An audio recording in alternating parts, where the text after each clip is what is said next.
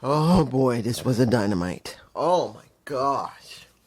Guys, there was a lot to happen in this Dynamite, and I'm probably going to miss some stuff here, but I need to address what happened to me. Now, I cannot tell you if this happened to everybody, but it happened to me.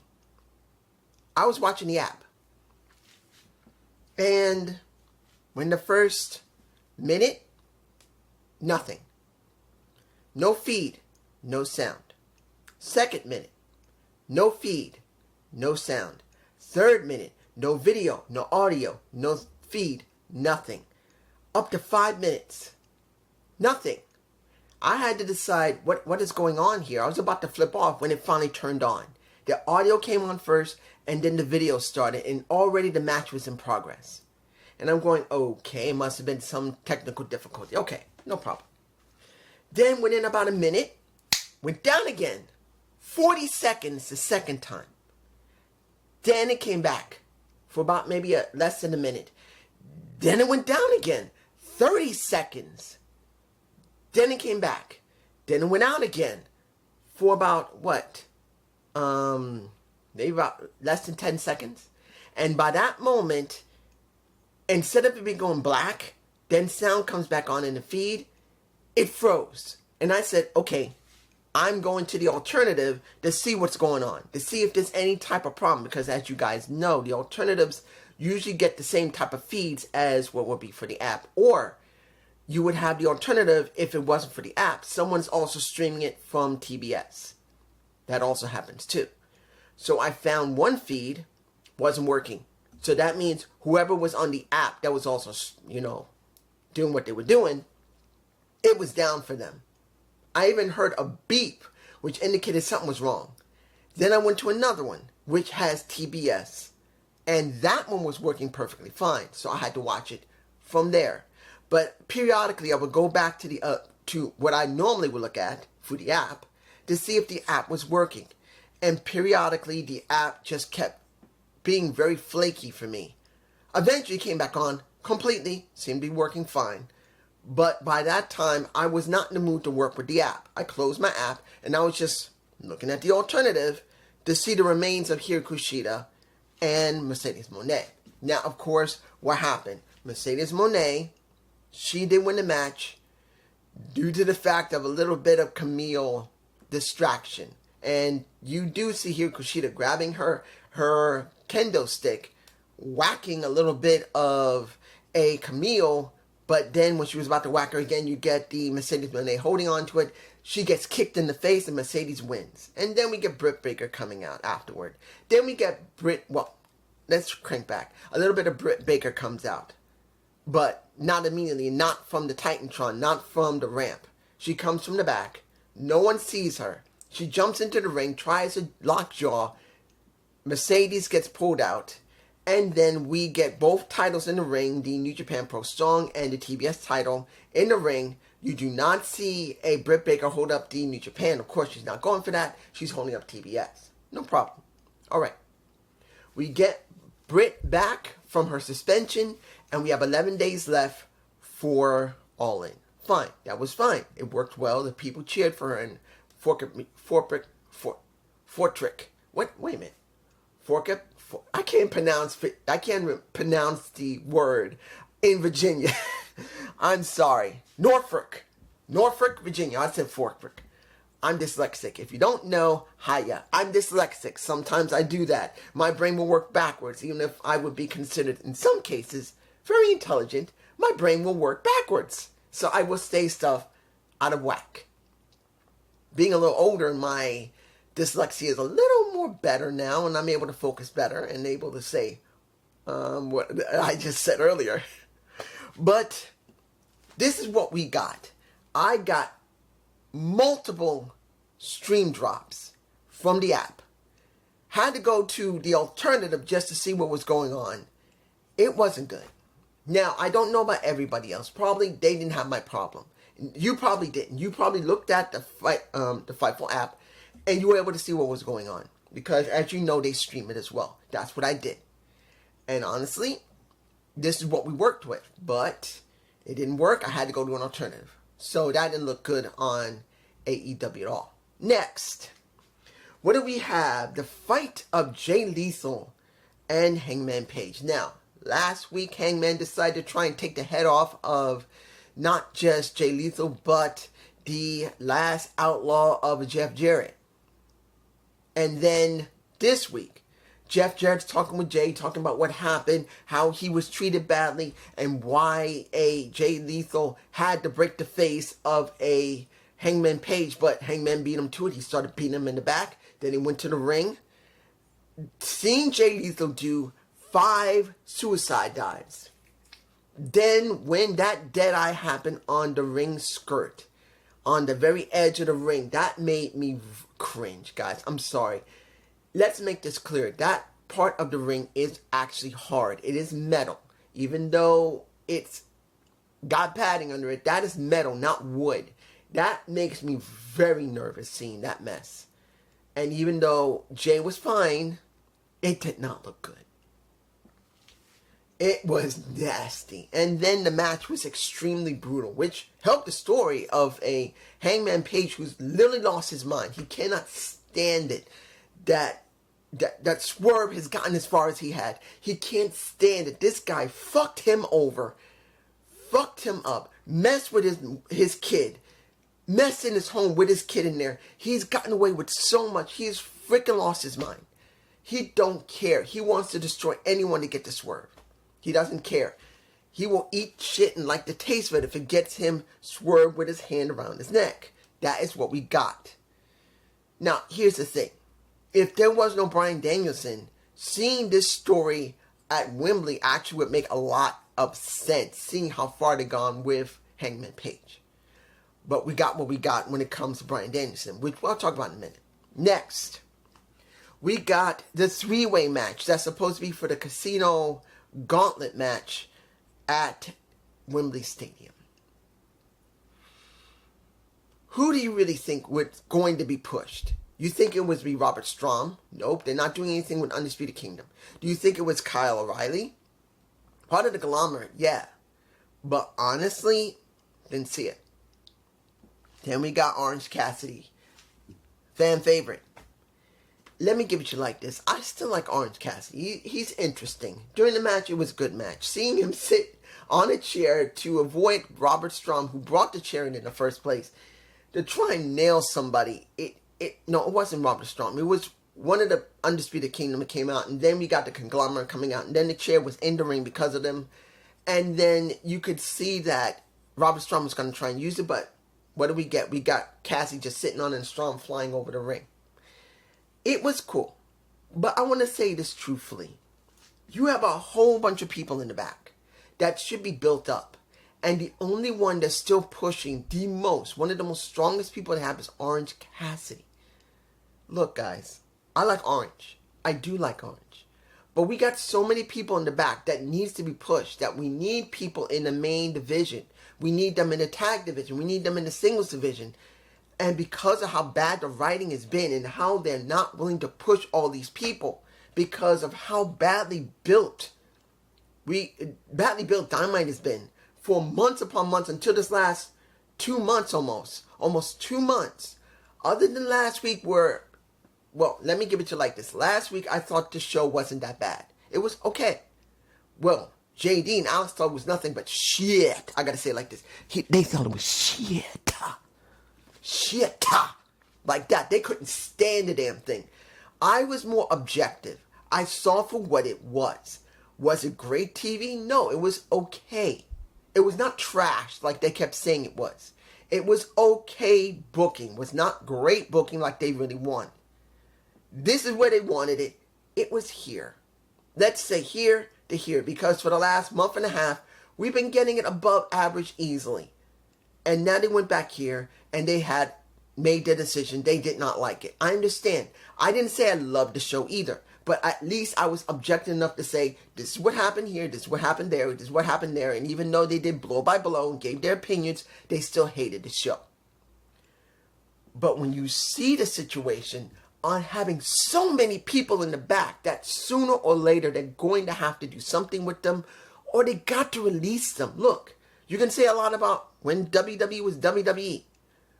But when it was time to let these people go because they weren't doing anything with them, you got to let them go. And this still fits what I said years ago when I'm hearing JD and Alex over and over again. We got to hire this person. Who cares? We got to hire this person. I said, be careful. You shouldn't be hiring so many people. I'm one of the rare people who said it. I did say it. But many people didn't want to hear that. They say, we got to hire this person. We got to hire this person. We got to hire this person. I agree with some of those decisions, but they had so many people, was so bloated, it was wrong. And now it's showing because you're still using the same people over and over again, similar to what's going on with TNA. You understand, I'm still reviewing TNA. I still love TNA, even with the problems it has. And one person left me a message, and I got to say this now. I had to change my battery. My battery was my light was flashing. But I got to say this now. If the guy who left me the sonnet, not normally leaves sonnets, long message, you know who you are. You know, we don't agree all the time. I do respect your opinion. You know who you are. I respect your opinion. We don't agree all the time.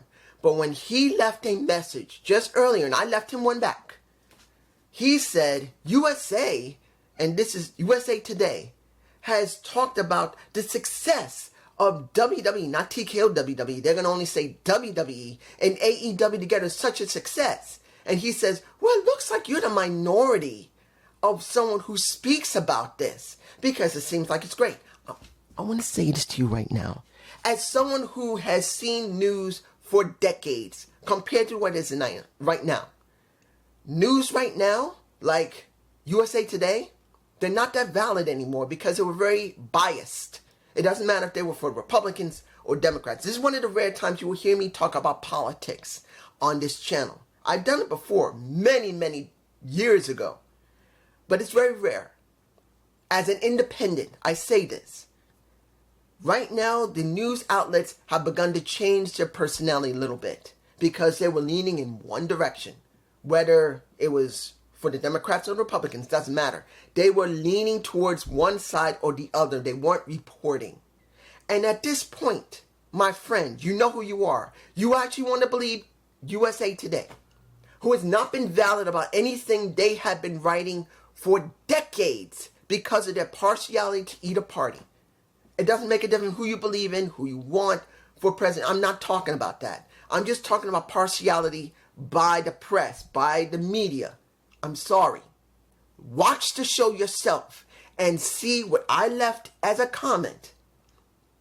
Have you seen anything different from TNA? No. Have you seen any big stars from NXT? No. Had people who watched Slammiversary loved it but then didn't criticize it? Oh, yes, they did. They criticized it and people weren't happy about it.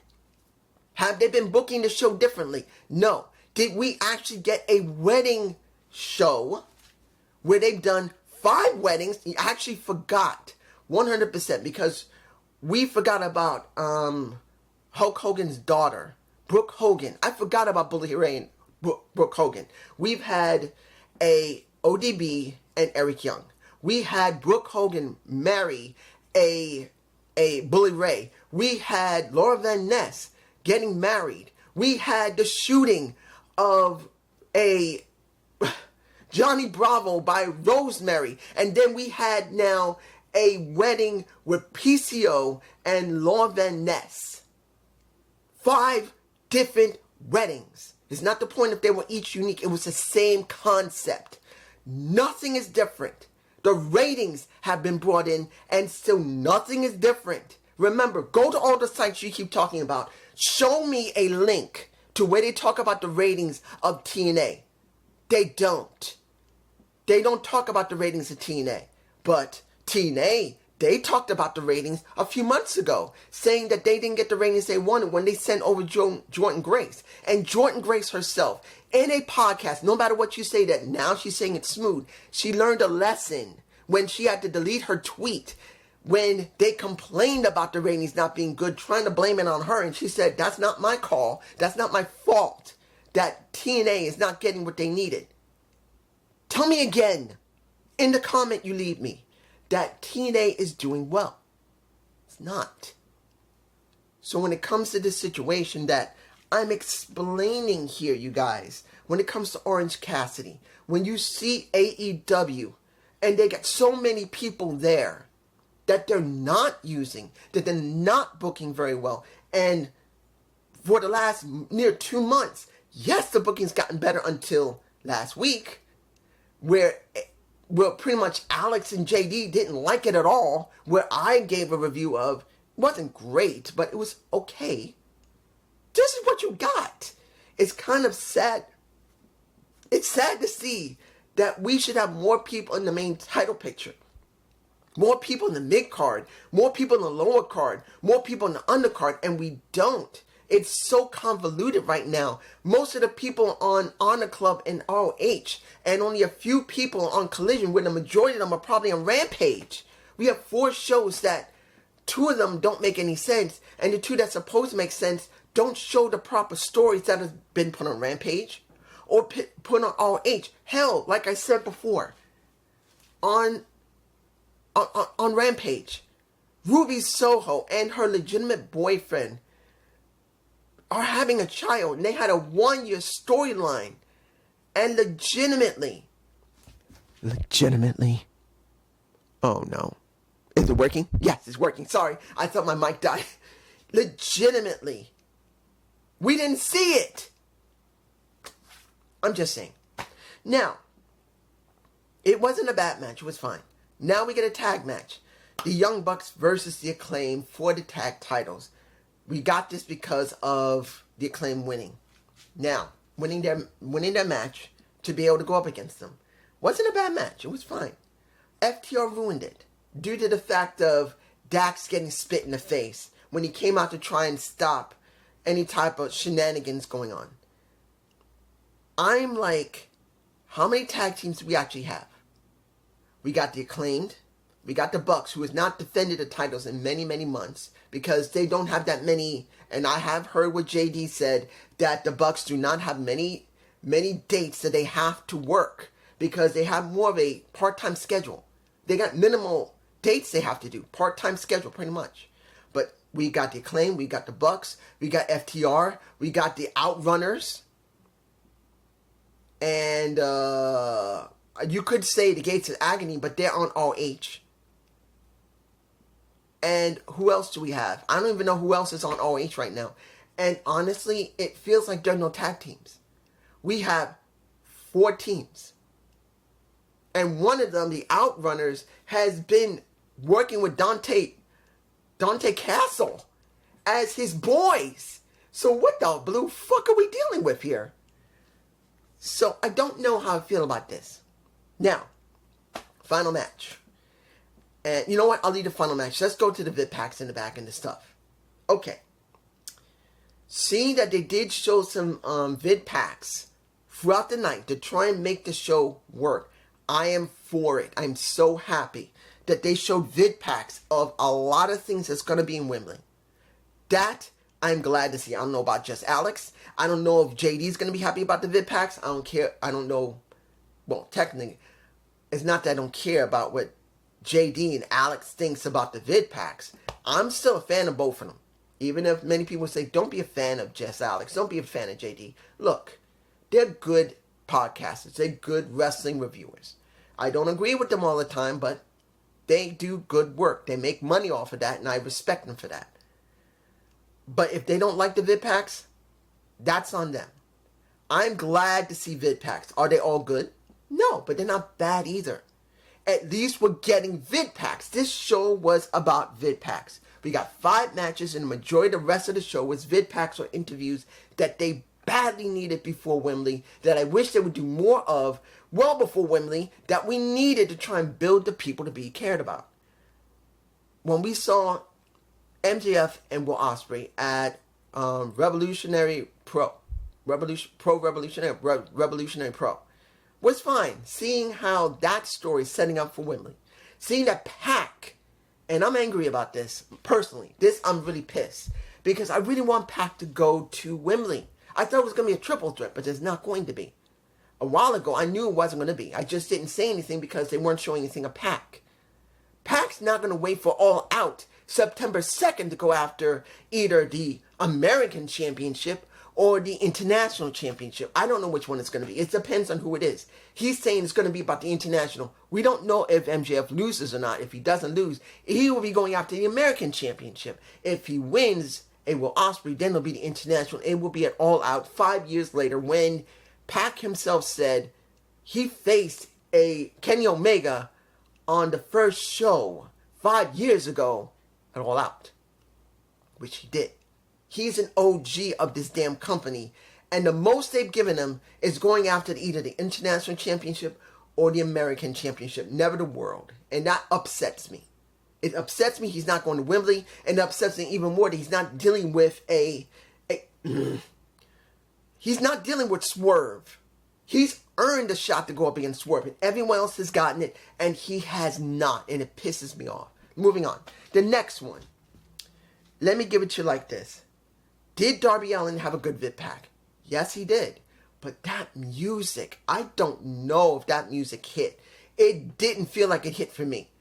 It didn't hit different and felt good. It just didn't hit. That's for me personally. It just didn't feel right. That type of music that was used. If that was Darby's own decision for that music, it just didn't hit for me personally. Maybe someone else it did. Me, it did not.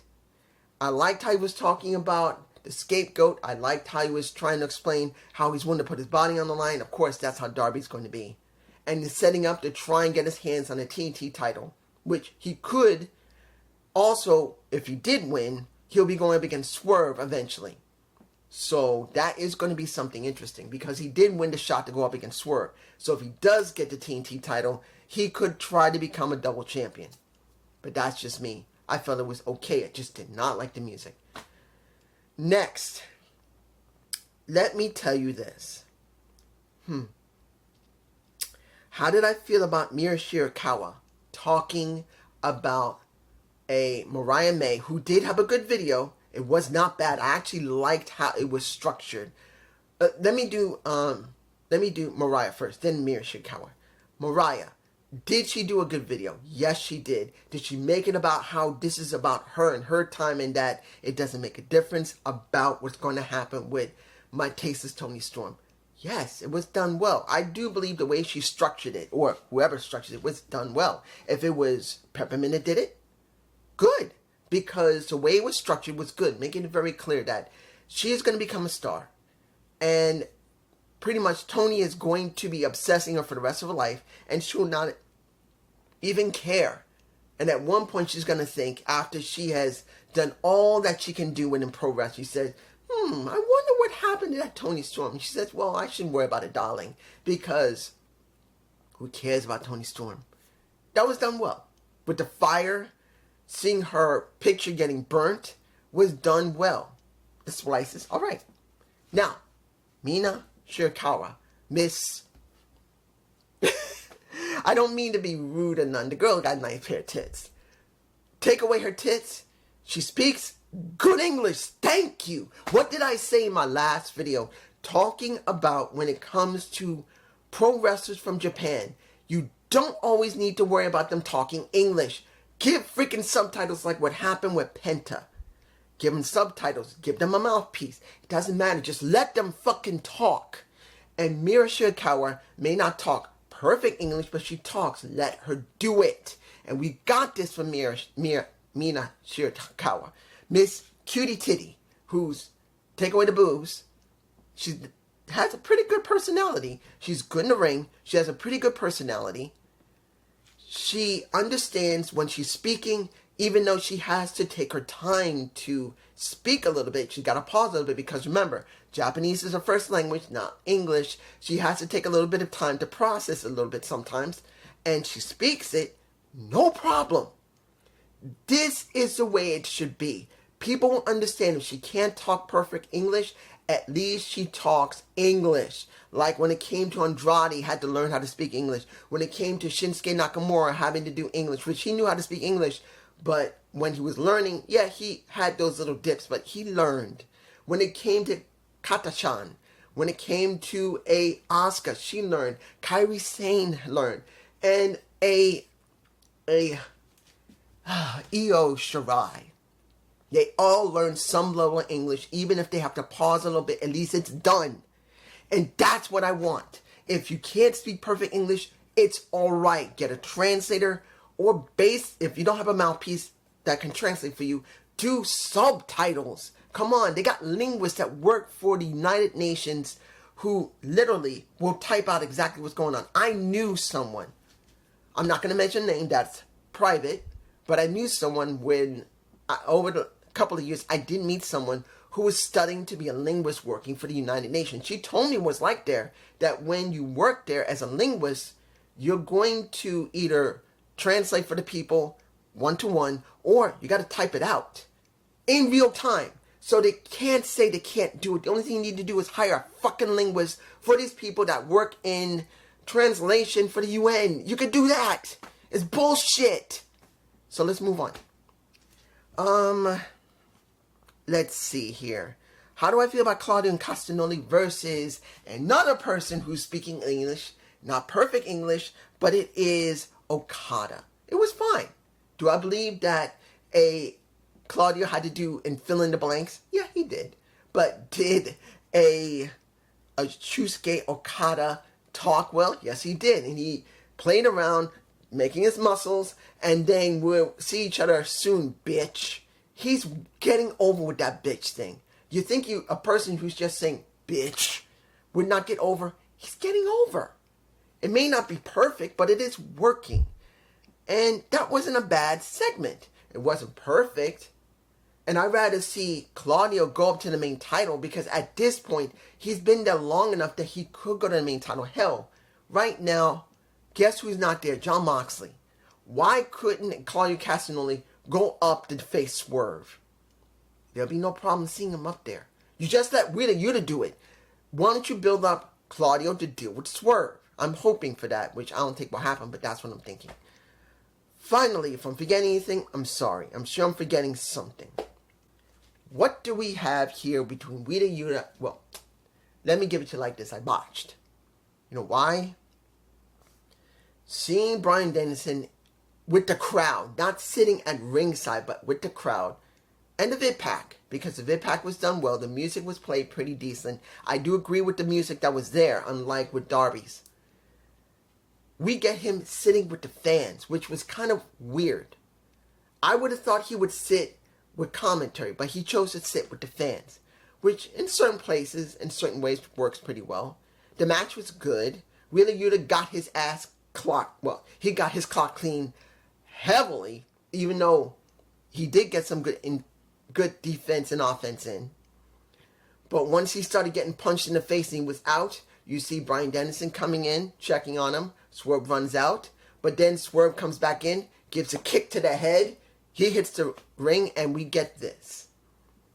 Now, was this a good show? It had its problems, but it wasn't that bad. I do believe, and I want to make this clear, if you had the Fightful app, you will be freaking pissed beyond fucking recognition. Because if you don't know the alternatives, if you couldn't see it, you would miss a good chunk of the show because it kept malfunctioning, the app. At least for me. If no one else had the issue, it was just my connection then with the app, because it would either buffer, or in this case, it didn't do anything. But other than that, pretty good. But it's just me. Peace.